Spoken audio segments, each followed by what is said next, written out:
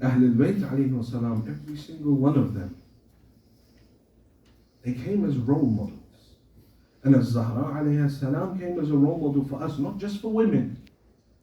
And there's Quranic precedents for it. In Surah Al-Tahrim, ضرب الله مثلا للذين آمنوا امرأة فرعون, says, and tell them, and have we not given you the example of, for those who believe, the wife of Fir'aun, ومريم ابنة عمران, and Maryam the daughter of Imran, as a role model for everyone.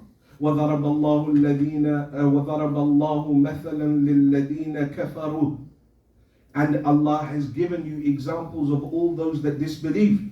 Who? امرأة نوح واللوط, that we have given for the disbelievers an example of the disbelievers, the wife of Noah and the wife of Lot. Meaning that in the Holy Quran, and many times the people came, a relatively lengthy tradition of when Ja'far ibn Abi Talib, the brother of Amir al-Mu'mineen, returns from Ethiopia with his wife Asma. And the women ask Asma, they say, go ask Rasulullah, why is the Quran only speaking about men? It's always speaking in the masculine. And she goes to Rasulullah in this ayah, Surah Al-Ahzab, ayah 35, she goes to the Holy Prophet and says, Ya Rasulullah, that why is it that it only the women are saying that why is the Quran only speaking about men and the virtues of men? And the Holy Prophet first of all thanks her for that question, and he says, thank the ladies for asking such a good question. And then as he's about to say something, an ayah comes down.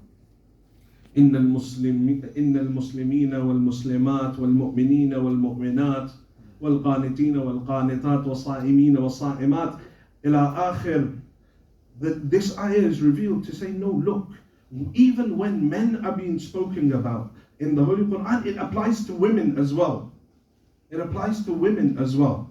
It's not just that if Allah is talking about the good in the masculine, that it's only men that are good, but rather it is both genders.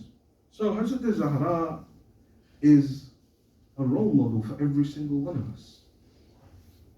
In fact, the Imam of our time, for whom every single Imam desired to be by his side.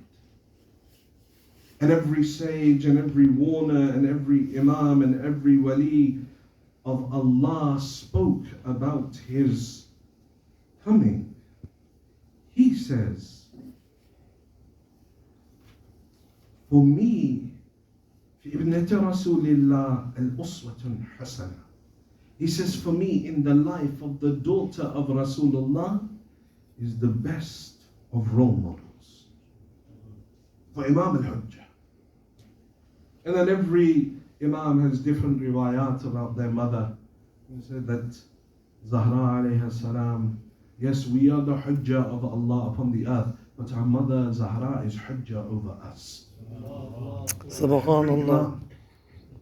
Says, yes, that we are the Hujjah of Allah upon the earth, but our mother is Hujjah over us. This is her maqam. So then what is it that she wants from us? One narration from her, and then we'll take it towards the Messiah. After the death of the Holy Prophet, Zahra would go out and sit by the grave of Hazrat Hamza. Because the Muslims, this is in itself her Messiah. That they couldn't bear the crying of a Zahra. For it reminded them of what they did to her. She would sit under a tree and cry, and their enmity was such that they chopped down the tree. Forced her out into the battlefield, and she would sit by the grave of Hazrat Hamza crying. Imam al-Hassan, Imam al-Hussein with her. One day a man by the name of Mahmud ibn Lubayd comes to her. Says, Ya Sayyidati, why is it that Ali doesn't rise? Why is it Ali doesn't draw his sword and go and take back his haqq? Who is there that will stop Ali? Who is there that will stop him? Tell Ali if he rises, we're ready to go with him.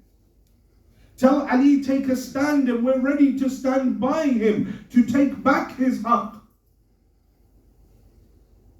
Hazrat Zahra looks towards Mahmud ibn Lubayl and replies to him with just one line. Says, Mahmud ibn Lubayl, مثل الإمام مثل الكعبة. Says the example of the Imam is like that of the Kaaba. تؤتى ولا تأتي. Says Mahmud ibn Lubayl, the example of the Imam is like that of the Kaaba. You go to the Kaaba doesn't come to you.